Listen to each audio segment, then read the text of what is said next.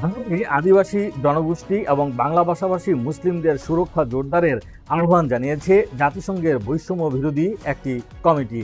আইনশৃঙ্খলা রক্ষাকারী বাহিনীর বিরুদ্ধে বিচার বহির্ভূত হত্যা, নির্যাতন, অতিরিক্ত বল প্রয়োগ, বেআইনি আটক ও যৌন সহিংসতার মতো গুরুতর অভিযোগ নিয়েও উদ্বেগ জানিয়েছে জাতিসংঘ।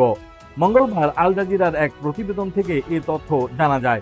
জাতিসংঘের জাতিগত বৈষম্য বিরোধ বিষয়ক কমিটি সিআরডি আরও একটি গুরুত্বপূর্ণ বিষয়ে কথা বলেছে। বিশ্বের সবচেয়ে জনবহুল এ দেশে বাংলাভাষী মুসলমানদের বিরুদ্ধে বিদ্বেষমূলক অপরাধ ঘটছে। এগুলো বন্ধে ভারতকে জরুরি ভিত্তা নিতে হবে বলে জানিয়েছে সিইআরডি।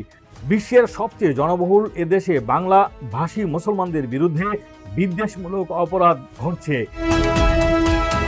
এগুলো বন্ধে ভারতকে জরুরি ভিত্তিতে হবে বলে জানিয়েছে সিইআরডি।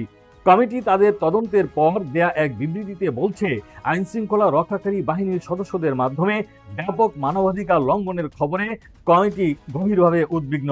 বিভিন্ন জাতিগত ও ধর্মীয় গোষ্ঠী এবং ক্ষুদ্র নৃগোষ্ঠীর উপর এসব ঘটনা ঘটছে।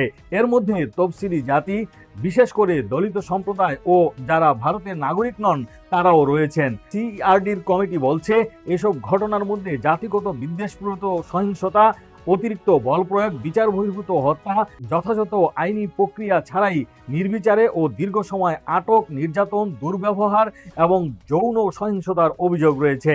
এসব অভিযোগের প্রতিটি ঘটনা তদন্ত করে দায়ীদের বিচারের আওতায় আনার জন্য ভারতের প্রতি আহ্বান জানিয়েছে জাতিসংঘ।